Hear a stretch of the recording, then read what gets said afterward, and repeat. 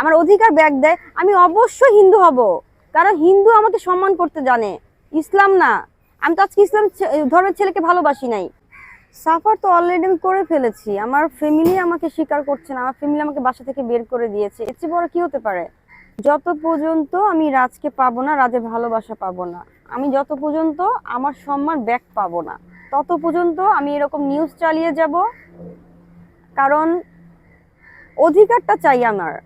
আমি যে আমি অধিকারটা চাই, রাজ আমার সম্মানটা নিয়েছে, রাজকেই আমার সম্মানটা ব্যাক দিতে হবে। যত পর্যন্ত রাজ আমাকে ব্যাক দিবে না, তত পর্যন্ত রাজের লাইফ থেকে, রাজের ফ্যামিলির লাইফ থেকে আমি সরবো না।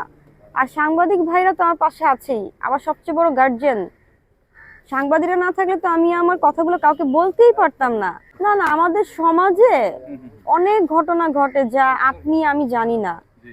আমাদের বাংলাদেশে অনেক জেলা আছে, অনেক ক্রাইম হচ্ছে, অনেক মেয়ের লাইফে কিছু অনেক ঘটনা হয় যা আপনাদের চোখে পড়ে না বা অনেকে বলে না, তাই হয়তো বা আপনারা জানেন না।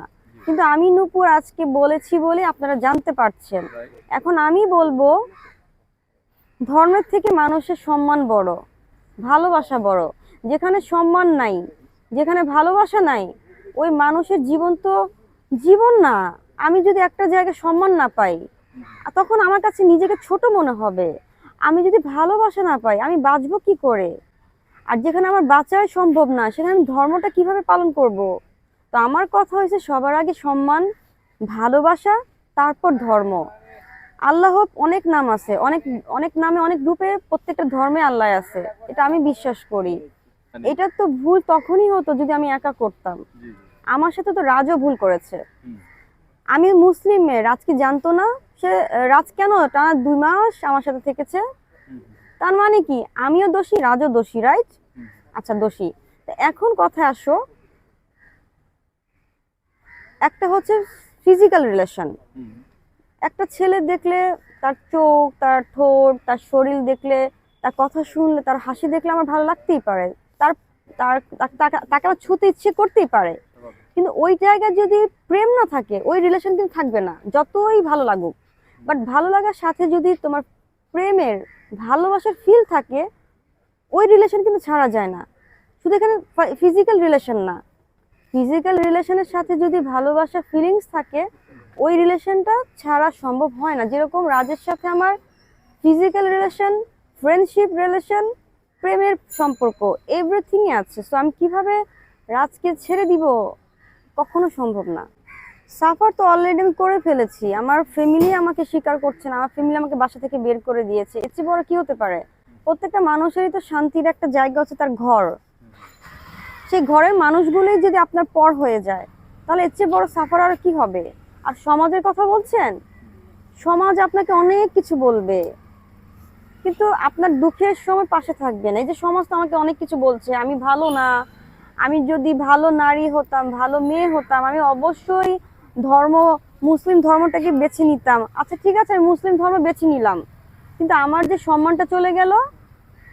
আমি তো জানতাম না রাজ হিন্দু, আমি যদি জানতাম আমি অবশ্যই রাজের সাথে সম্পর্ক করতাম না। আর যখন করেই ফেলেছি, সম্মানটা আমার হারিয়ে ফেলেছি, তো তখন আমি কি করব? এখন আমার পাশে কি সমাজ আছে? সমাজ কিন্তু আমাকে বকা দিচ্ছে, কারণ আমি হিন্দু হতে চাই।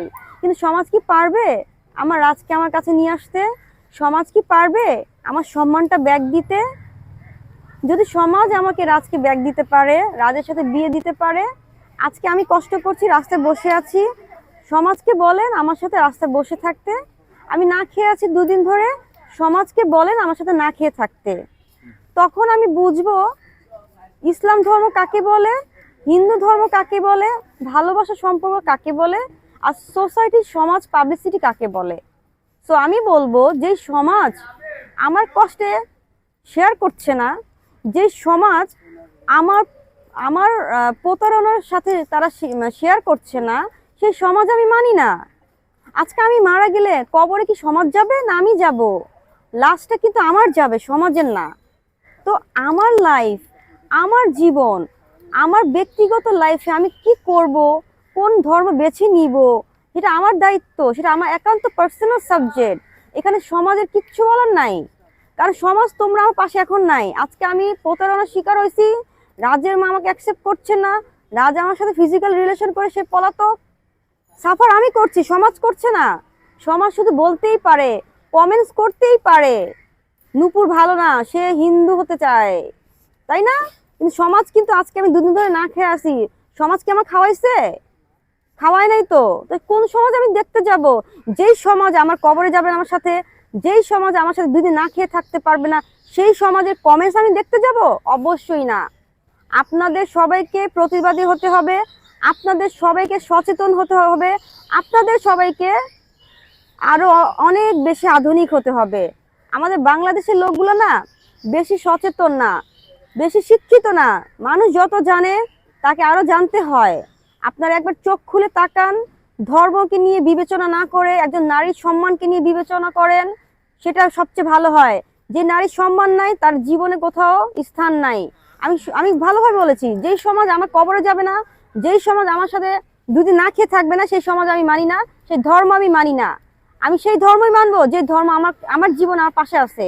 আমি সেই ধর্মকে মানবো যে ধর্ম আমাকে 2 দিন খাইতে দিবে, আমাকে যে সম্মান দিবে, সেটা সেটা ইসলাম ধর্ম হোক, সেটা হিন্দু ধর্ম হোক। তো আমি যেহেতু রাজকে ভালোবেসেছি, রাজকে সম্মান করে, রাজকে আমি সবকিছু দিয়েছি। সো রাজের ফ্যামিলি যদি আমাকে সম্মান দেয়, রাজ যদি আমাকে সম্মান দেয়, আমাকে বিয়ে করে আমার সম্মানটা ব্যাক দেয়, আমার অধিকার ব্যাক দেয়, আমি অবশ্যই হিন্দু হব। কারণ হিন্দু আমাকে সম্মান করতে জানে, ইসলাম না। আমি তো আজকে ইসলাম ধর্মের ছেলেকে ভালোবাসি নাই, যেহেতু আমি হিন্দু ধর্মের ছেলেকে ভালোবেসেছি। হিন্দু ধর্মের ছেলে যদি আমাকে সম্মান ব্যাক দেয়, আমাকে ভালোবাসে, আমি অবশ্যই সেই ধর্মকে প্রাধান্য দেব।